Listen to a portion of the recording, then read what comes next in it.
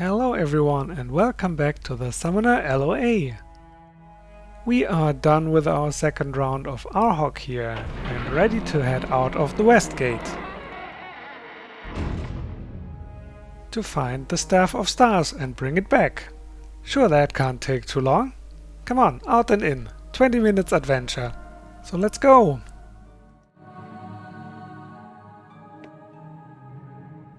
Some new enemies await us out here, for example this ice wasp.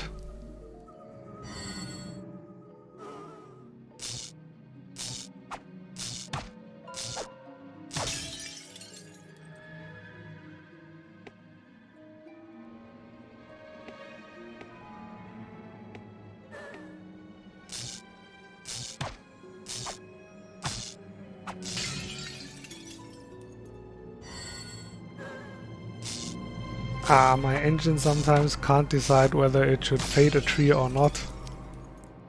Other people don't seem to have this problem, so please just ignore it. That's the way forward, across the frozen lake.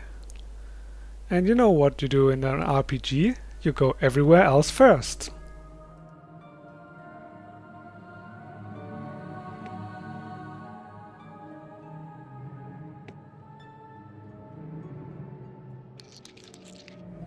New enemies here, the Frostnid, and soon also the Frostnid Spitter.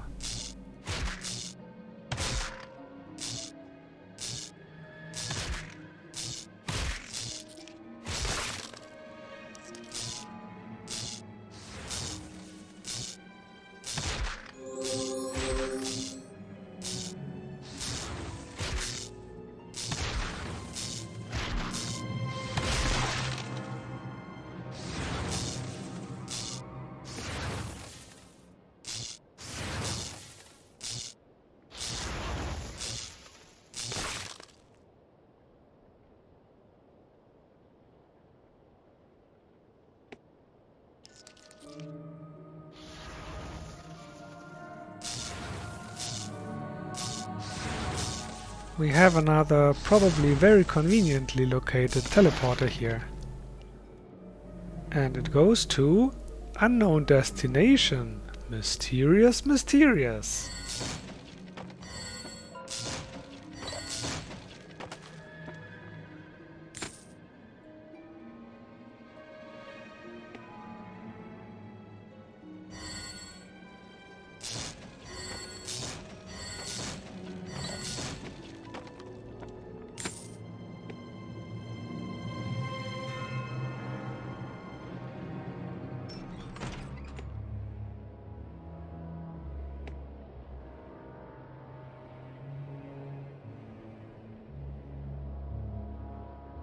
I knew your parents well. When they left, 20 years ago, I was a guard at the town gates, and I saw them ride off for the last time. Every night, I watched for them to come back, and each dawn came without their return, until I grew too old to guard, and my vision too weak to see. When they left, your mother had Arhok's lot, a set of weaponry passed down for generations through your family. Perhaps in your travels you will find it, but I hope you do not, as your parents would never part with it were they alive. Well, spoiler alert, we are gonna find every single piece of it.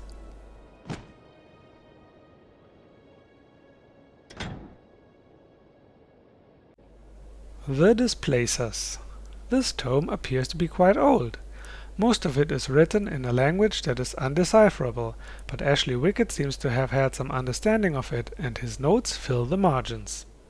The great energies generated by the great clock are used to infuse the pets with enough force to hurl them across great distances, indeed to any part of the land that the Old Ones have designated as a hub. The Utrean Central Complex contains no less than 72 separate hub connections. This may be a way to explore the farthest reaches of Ebb, even the whole of Arana itself. Okay, this does not quite compute for me. We are not in the kingdom of Ebb here. I knew your parents well. And in fact, we have gone through the entire kingdom of Ebb in the... dark. Oh wait, I remember. I wanted to disable the companion voiceovers. 1 second. And in fact, we've gone through the entire kingdom of Ebb in the previous season of the Summoner, and there was not a single transporter pad. As of the rest of Arana, I have some fan theories about that. So these teleportation pads are obviously Eutrean in origin. They are the work of the great sorcerers of antiquity in this world of Arana, and those were the Eutreans. And in the historical backdrop of this world of Arana, there was a first age, and that was the age of the Empire of Stars and of the Eutrean Empire. And it ended with the collapse of both of them. And these two empires were said to have been at war, at least towards the end, but arguably not always, and so there was probably some time where they had some technological exchange.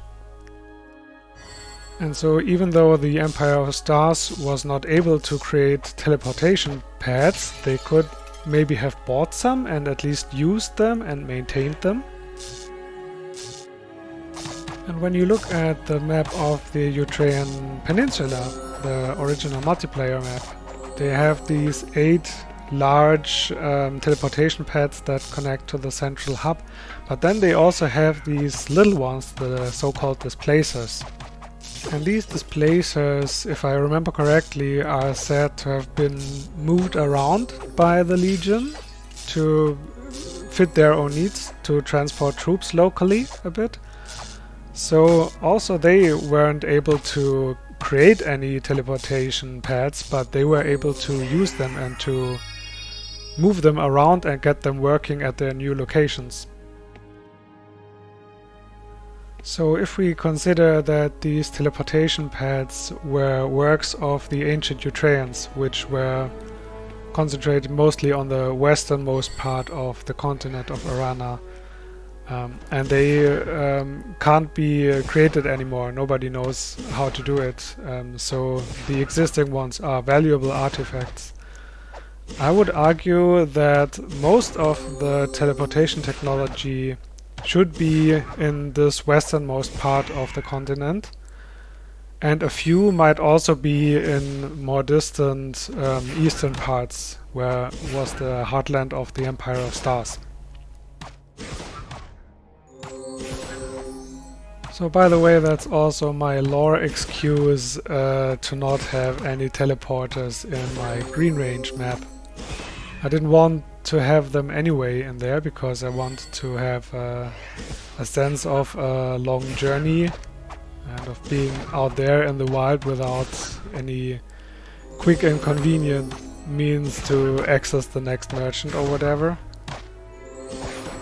But the lore excuse is that the Green Range Mountains outside of the Kingdom of Ebb, further northeast, those were kind of a backwater, you know, even further away from the Eutrean Peninsula than the Kingdom of Ebb itself, and nobody would have had a reason to install teleporters there. There are, however, teleportation pads in my map Pentagoran Garden, which is also said to be within the Green Range Mountains.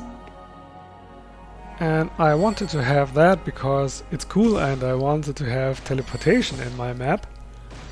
And the lore excuse I have for that is that this was an ancient estate of a certain Lord Howard, and so there was considerable wealth. And the people that were left there when he left, they had no better use for all this wealth than to install some convenient teleportation there.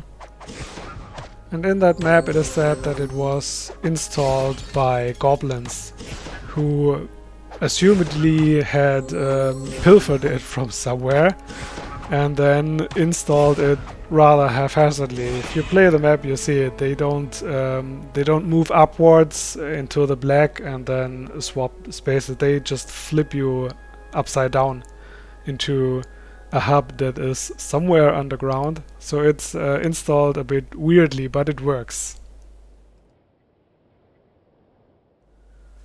Now, the Legends of Arena campaign relies heavily on teleporters, and while it takes a bit away of the sense of being far away out in the wilderness, at least from a lore perspective, it makes sense. This adventure leads you into the heartland of the ancient Eutrean Empire, and you're gonna find lots of magical things there. The only thing I would criticize about it is that basically all of these teleporters are located just exactly where you need them on this adventure. And so that's not very believable world building. But of course the first priority of Dungeon Siege was always the action gameplay, and the believable world building is secondary to that.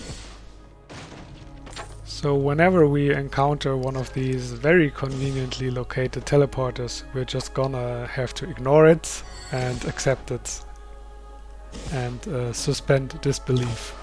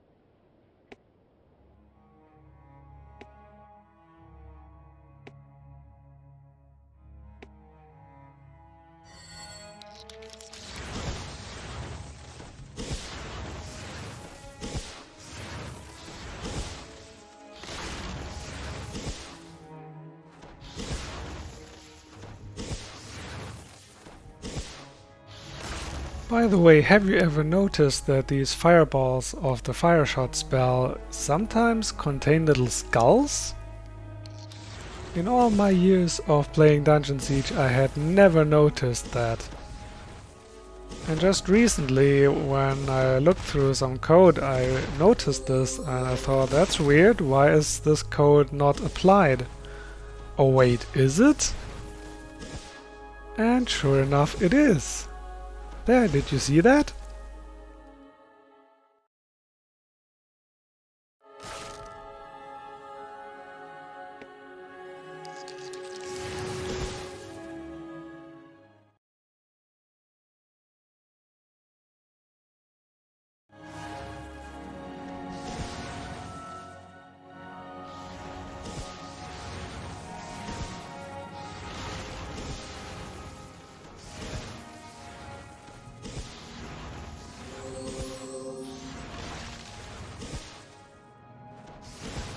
Look, there's another one.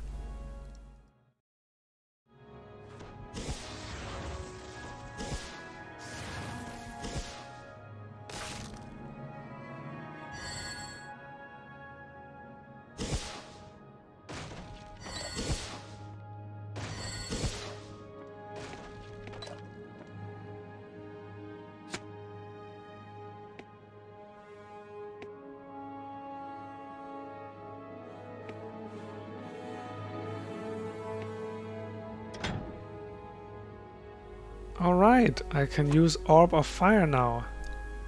And I can use it together with Zap, so I get experience in both.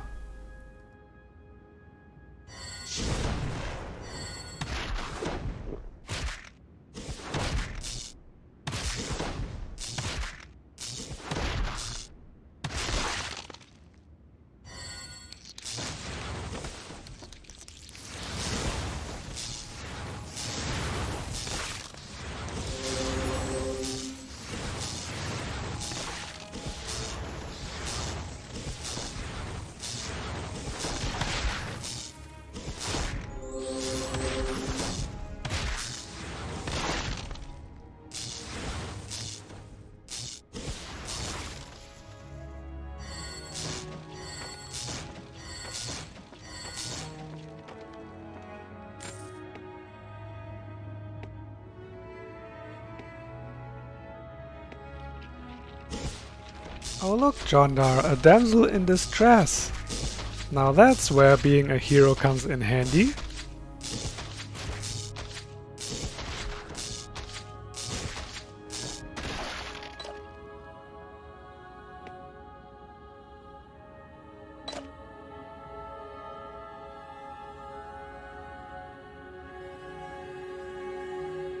Stand back! If you will be with the evil of this place, you will soon lie dead at my feet! Oh, I'm sorry. I mistook you for one of those foul creatures. Excuse me? I am Lissa, an adventurer, and I was on my way to Arhok to visit my brother and his family. While making my way through the woods, I saw a dark skeletal figure scrambling through the brush, clutching something in its claw-like hands.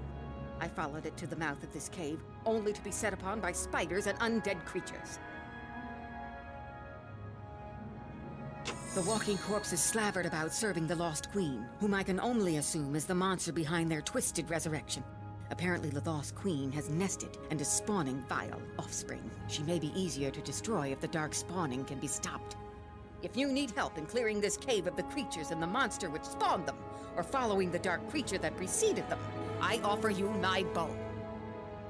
Now she is ranged level 2 and does not cost any gold. So as long as I don't have any pack animals in this campaign, she's welcome to the party. My bow. What say you? Have you found my brother? Is he safe? Most wondrous. I cannot express my gratitude, stranger. Let's gear up and head out.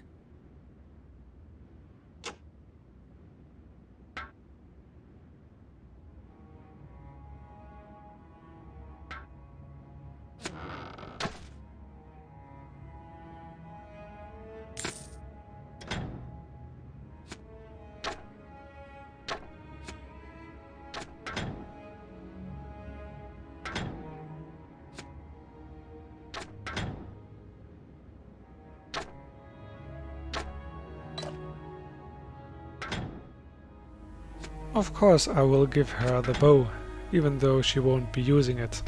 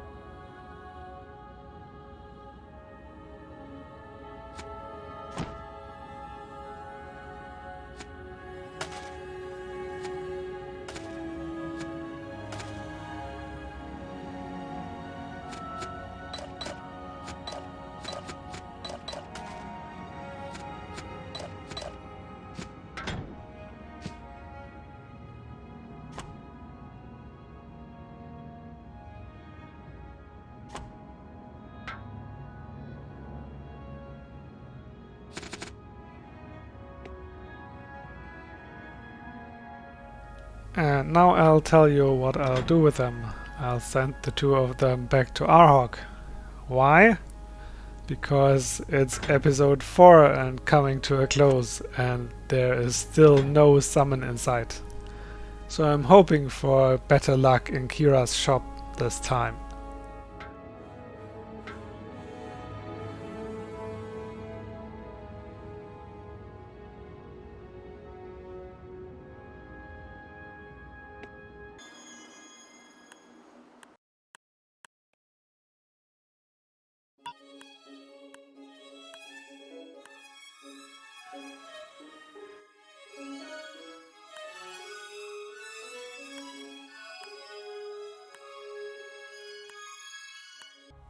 Oh hey, I'm curious what Renard will say.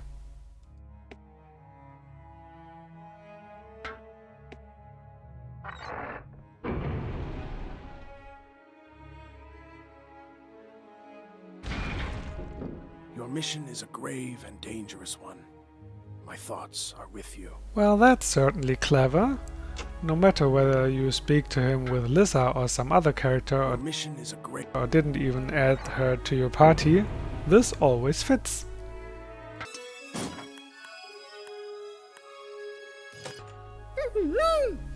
She's a base? What do you mean? Ah, 'tis sure that Azunai smiles upon you, And yes, here we have it. Summon Ice Grub for Nature Magic level 1. And the Ice Moth, which has a ranged attack, for level 2.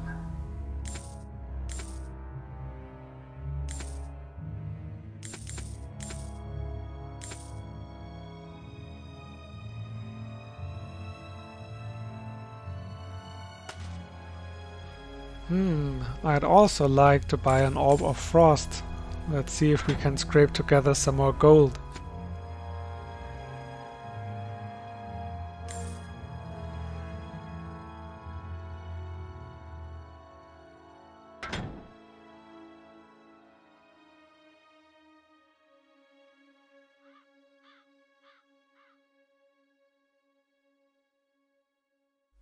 Oh look, there are even more.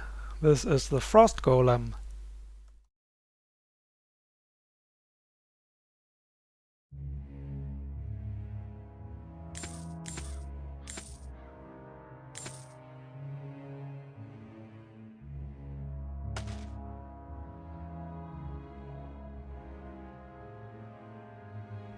And here's also the Slime Zombie, the first LoA summon for combat magic. It's for level 4.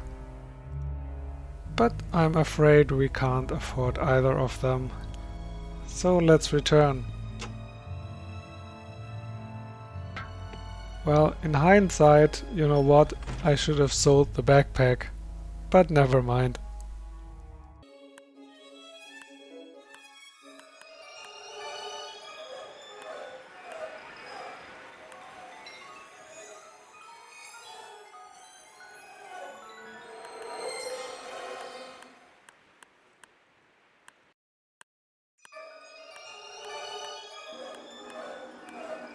Hey, you're back! And? Did you get a summon?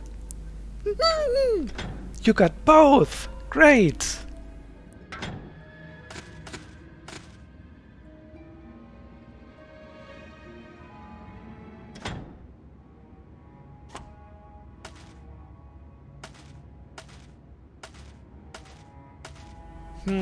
Maybe I should have a nature magic and a combat magic book again. Not sure. I'll see you in the next episode then, I guess. Speaking of which, this will be all for today's episode, I guess. So I hope you liked it and thanks for watching. But I don't want to leave you without at least summoning something. So say hello to the ice grub.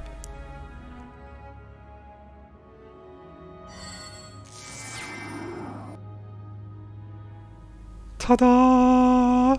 Now isn't he cute? I will name him Grubby McGrubface. Who's a good worm? Yeah, you're a good worm. A boochie boochie boo. And does he also follow me around?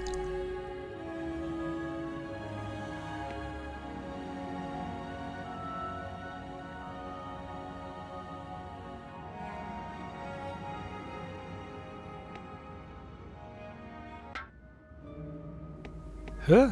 Jondar is hearing different music.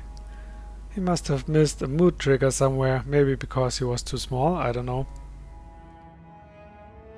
Anyways, now that's it for today's episode. Thanks for watching and hope to see you in the next one. Goodbye!